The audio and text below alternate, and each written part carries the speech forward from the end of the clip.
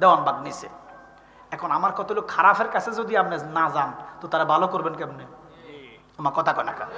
আপনাদের মতে দেওয়ানবাগ ভণ্ড, খারাপ, 100 বার খারাপ, এদের কিছু কুফুরি কথাবার্তা আছে, আমার কথা কয় না। তাইরি সাহেবরে বললে বালা দিল গেছে, হেন যাই সেটা দেওয়ানবাগ, কিন্তু উনি তো ওখানে ছেড়ে আসে নাই, তাদের কুফুরির কথাগুলো বলছে যে আপনারা যদি সুন্নি জামাতে দাখিল হইতে হন এই সমস্ত কুফুরি আকীদাগুলো আপনারা বাদ দিতে হইব। এটা কি উনি খারাপ কথা বলছে? আমার নবী কি ইহুদির কাছে যায় নাই? নবী কি কাফেরের কাছে যায় নাই?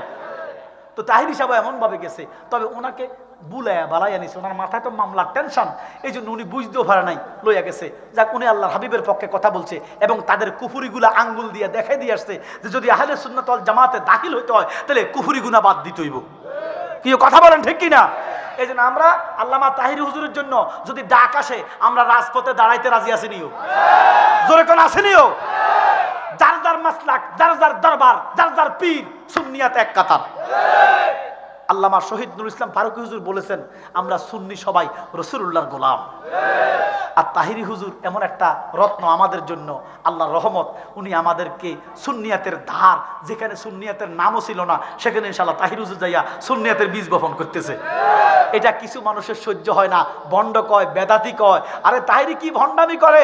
তাহিরি জিকির করে, তো তোরা তো জিকির করতে করতে ওই গাছের আঘাত উঠে যাস, বাসের আঘাত উঠে হুজুরের হুড়ি কন্যা, এটা ভণ্ডামি হয় না। তাহিরি কত জিকির করলে আবার ভণ্ডামি হয়ে যায়। আমরা বান্দা কার? জিকির করগুম কার?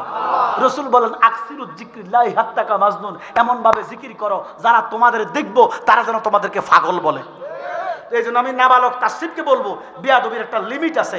আল্লামা তাহিরির ফালায় যায় নাই, উনি বীরের বেশে সারা দেশে ওয়াজ করতেছে। কথা বলেন ঠিক কিনা? এই জন্য মুখে লাগাম দেওয়া উচিত। আমার মতো লোক, আমি ওই যে মনে করেন যে আছে না হেফাজতের বড় আলেম, জামাতের বড় আলেম আছে না, আমি ছোট মানুষ, বড় আলেমের সমালোচনা করা আমার পক্ষে খাটবে না। কথা কোন ঠিক কিনা? আমি যে ওজনের কথা বলতে হইব সেই ওজনের। আমি কইলাম সুন্নিদের 4 রাকাত ফজরের নামাজে সেজদা 8টা, তে বুঝাইছে কিতা?